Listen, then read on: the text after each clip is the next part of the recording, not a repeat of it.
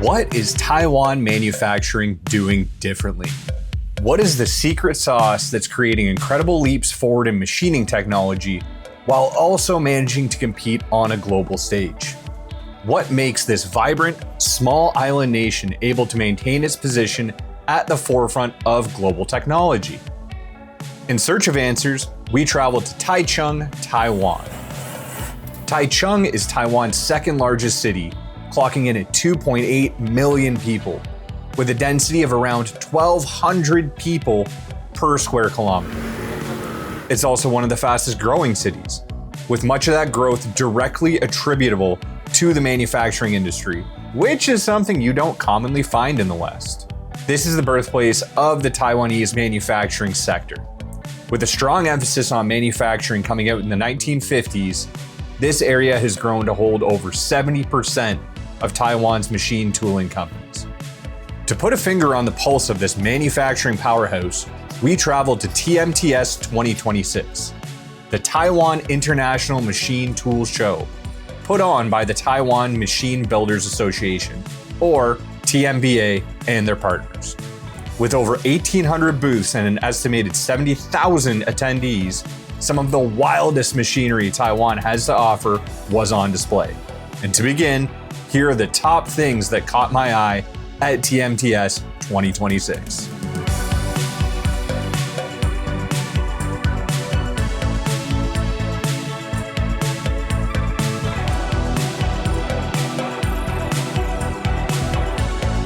So this machine here is something that's very specialized for Taiwan. When you think Taiwan, what do you think of? Semiconductors. This machine is like something I've never seen before, and if you look in there, that's actually a silicon carbide wafer that they use for semiconductor manufacturing. Now what this is, it's kind of like a sync EDM or an EDM drill, but they call it an EDM mill. So what that's doing is it uses a tiny, tiny wire to go in and essentially put these tiny little holes into that wafer. That wafer is, I believe, 10 millimeters thick, and they used to do it with drills when they did this kind of process. What's crazy is one of those used to take 15 days to machine. With this process, they're doing them in half an hour. This is the kind of stuff that you probably won't see at other trade shows around the world because it's very specialized for the Taiwan market. But there's tons of stuff like this here that I've just never seen before. Now, one thing that's cool about this as well, if you look, you can see that tiny little electrode in there. What happens is that's a consumable. It's much like a wire EDM that once it gets burnt, it does wear out. But that container up on the top there actually contains another 32 wires. Now, because of that, when that thing runs out and it tool changes, it can tool change additional canisters of those wires on there. So this thing can actually run for days or even weeks in some cases, completely unattended. The last thing I want to point out about this machine is if you look, kind of like those phone booth style machines that I have, this has nothing on either side. It's completely square. The reason they do that is the chip fabs around here, they don't have one of these. They have 10, 15, 20 of them all in a row, and then they have automation to go and reload them all. So you're getting like true lights out manufacturing. This is what sets that Taiwan semiconductor manufacturing apart from anything else in the world.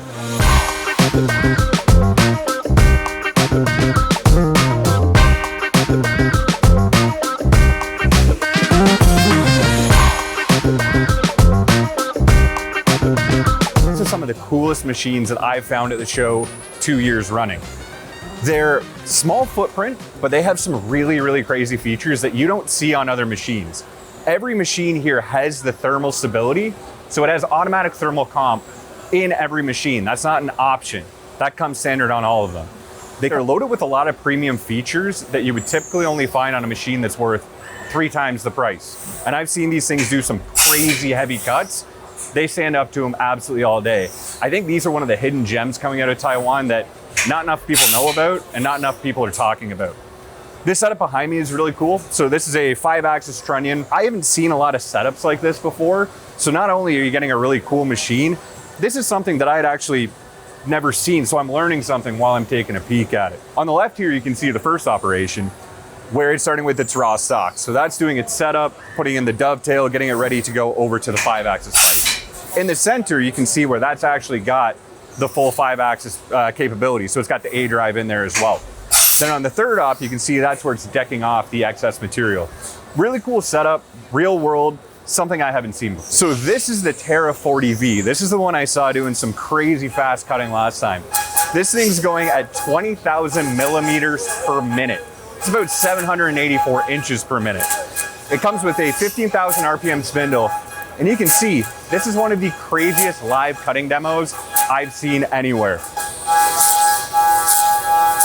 This is probably the best example of live cutting going on at the show. I can't walk by it without stopping and taking a peek. Now, the reason why these are so interesting to me is this kind of breaks the conception that I might have had a couple years ago about what a Taiwan machine is. You know, you associate it with lower cost, so you think lower performance. This is the best example I've ever seen of how that's 100% not the case.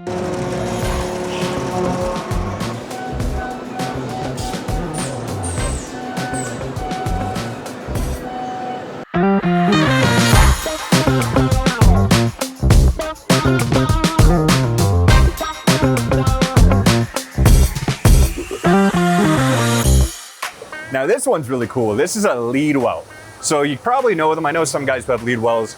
This is something I haven't seen before. So not only is this pinch turning right now, so pinch turning, you know, is when you're turning both sides of the part at once. The top head is actually the live spindle or the 5-axis head. So I've seen it with 2 static turrets doing it before, but this is the first time I've ever seen a live turning head doing that kind of pinch milling. The cool part about that is you could obviously switch that tool out, be turning on one side and milling on the other if you really wanted. It looks like there's also driven tool holders below, so there's a lot of cool stuff you can do with it. Another cool thing about this machine, which I haven't seen, is on the bottom there, on that bottom turret, you can see there's actually a work support there. So what that means is if you're doing heavy milling on the top, or even turning with that top head, instead of using a turning tool on the bottom, you can actually rotate that up to support it. So that bottom turret now turns into a work support that moves along with it. Very, very cool stuff. There's a lot of ingenuity that goes into some stuff I'm seeing here that kind of gives you a little bit of an inspiration and an idea of new stuff to do.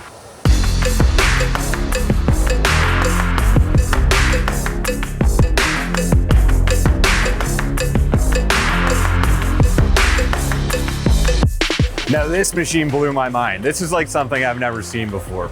So if you know me, you know that we have made in the past tooling for multi-spindle machines, like the Hydromats, where it has a lot of rotating parts with workstations. This one is a 4-station rotary, kind of like a rotary transfer. So up at the top here, it has 2 loading spindles. So it's got 2 forward-facing chucks. And the bottom here is where it's actually doing the machining. So it's machining 2 parts simultaneously. But what makes it really cool is to pretty much make it have 0 downtime. You can see it rotates like that. So it'll machine 2 parts, rotate, so it's reloading while the other 2 are still running. And I'm told what makes this machine even more unique is since there are 2 sides of this, the controller can actually run 2 separate programs at the same time. So you can be doing program A on the left, program B on the right, it doesn't matter. And since it's got these 2 robots up top, it can keep that thing reloading for the ultimate lights out manufacturing. What's also really cool is those look like little chucks. They can actually do up to 150 millimeter diameter part size. So you can actually do some fairly large work in this.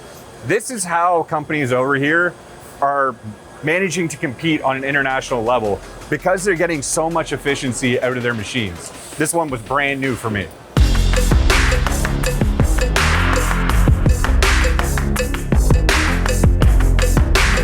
Another cool machine we found is this giant horizontal pallet changing mill. This is a Femco.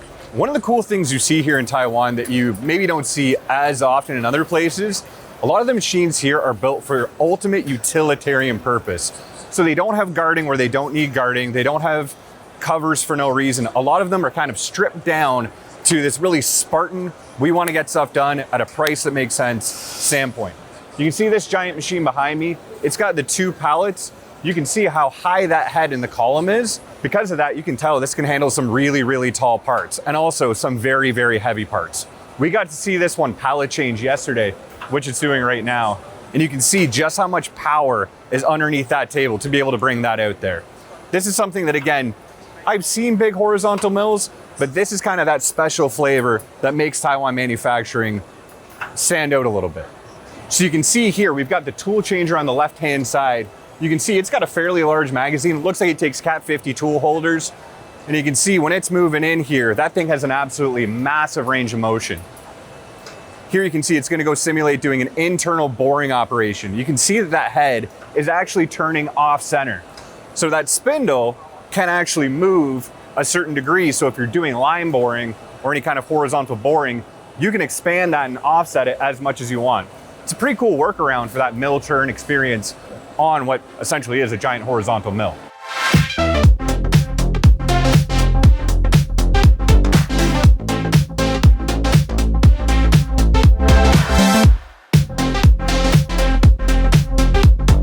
Now, one thing you see a lot of here, because semiconductor and electronics manufacturing is such a huge industry here, a lot of these machines are really driven towards doing tiny, tiny parts. You can see that drill in there. I think it's about 10 thou most diameter. That thing is designed to put those tiny little IC holes in for test plates for components for computers, quantum computers, silicon chip manufacturing. They do it here so well because they build the machines to do it like nobody else. If it was such a huge industry where you are, it makes perfect sense. There's a lot of this really specialized equipment here.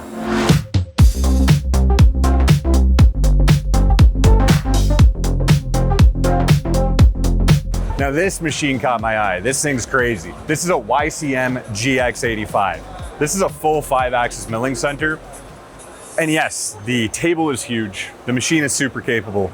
But what's really cool that I haven't seen elsewhere is everybody talks about AI. It's a massive buzzword right now. Everybody's trying to fit it in where it makes sense. This is actually one of the first cases where I've actually seen that make sense.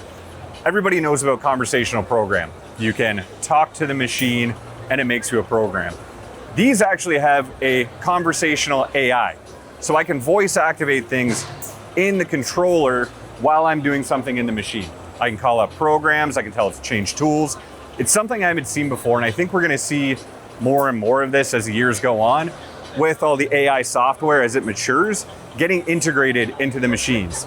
And that's a big theme here at YCM. From data collection on your machine, spindle line uptime, predictive maintenance, so it'll tell you how often based on what you're doing in the machine, you should be changing things as opposed to a standard which may not apply to you. It's the kind of stuff we're gonna see happening more and more, and I think it's interesting even if it's still a maturing field. So to piggyback on that AI concept here, that's a huge theme of the show. How do they integrate this kind of machine learning into machining? It sounds like it should be simple, but finding in a way where it's a real practical use case is obviously what everybody's trying to solve. And here at YCM, they've definitely found some integrations that actually make sense for job shops and production shops. From shop floor reporting, so it will pull everything your machine is doing, put it in a spreadsheet and allow you to analyze it so you can see where your improvements can be made, all the way to digital twin technology, so you can optimize all your programs offline before they even touch a machine, so you're not wasting time, not making chips, all the way to the smart programming. So this is that AI-enabled, augmented programming in order to make the machine more efficient because the program's more efficient. As time goes on, this is where I think we're gonna see a real fit for AI when it comes to machining, and it's cool to see the forefront of that here really on display at YCM.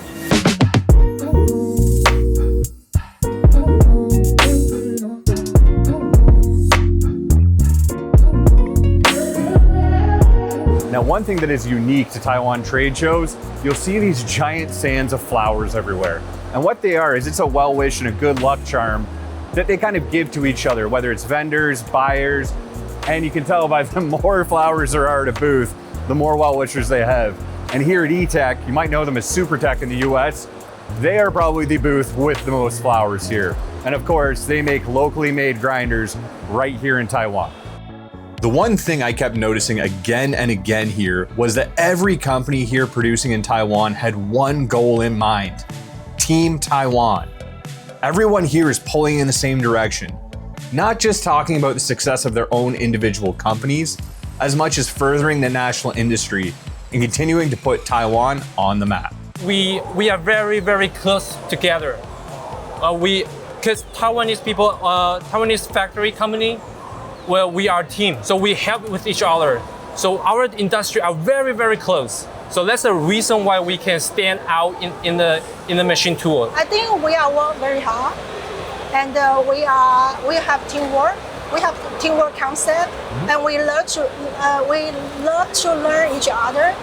So we think we can work together to help other customer to have a better solution, because everyone have their own strengths that we need to work together. Taichung is a very close, high density in the machine, in the high precision machine. And this is the birthplace of Taiwanese machining. Not only that it's on a super high level, but for me, it's affordable, right? I think we both come from the job shop world, and you know, people keep stacking, and as you stack up technologies and as you actually create these monster machines, they actually cost a lot of money. They do. You know?